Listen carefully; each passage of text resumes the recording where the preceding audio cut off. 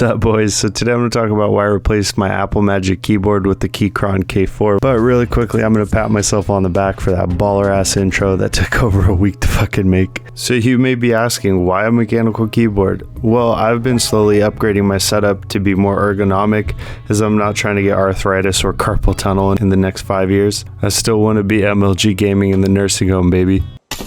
Oh, yeah, run away from that bitch.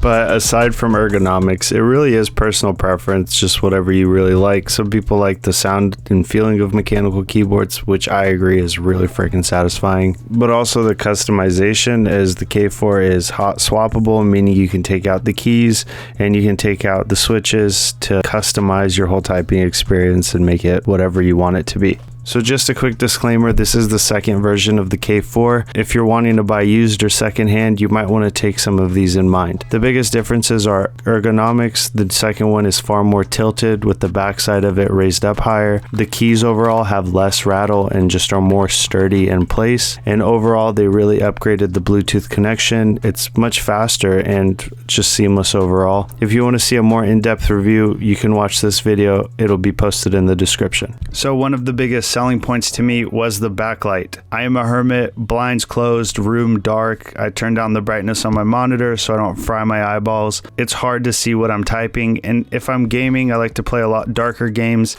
I can't see what I'm pressing on my keyboard most of the time. So getting a keyboard with a backlight was very important to me, as I'd rather have the option to turn it off to save battery as opposed to not have it at all. As we know, most of the Apple Magic keyboards, even the newer ones, do not have any form of backlight. So you either have to have a lamp on or crank that monitor brightness up and develop glaucoma before you're 25. I purchased the white backlight version, but for $10 more, you can get the RGB. The keyboard offers over 15 different types of backlight options, so you can have different patterns or different interactive lights that you can mess around with, ultimately giving you the perfect option for whatever mood you're in. Another thing that the K4 offers that the Magic Keyboard does not is the ability to connect to up to 3 Bluetooth devices at once, and it comes with a really nifty cheat sheet which shows you all the hotkeys to not only connect to Bluetooth, but to simultaneously switch amongst the 3. This is a really dope feature, as the K4 is compatible not only to Mac and Windows, but iOS and Android as well. You can connect to tablets and phones and seamlessly switch between them.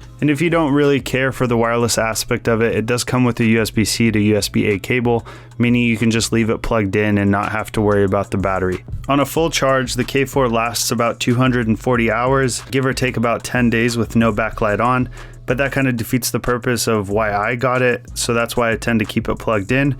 Comparing that to the Magic Keyboard, which has no backlight, I've had easily up to over a month's use without needing to charge it. Now, another huge difference between these two keyboards, the Apple keyboard is far quieter than the Keychron, which for some is a deal breaker, but personally I think the Keychron sounds very satisfying and overall makes my typing experience better. So turn up the volume, let's give them a listen, and you can see the difference between the two.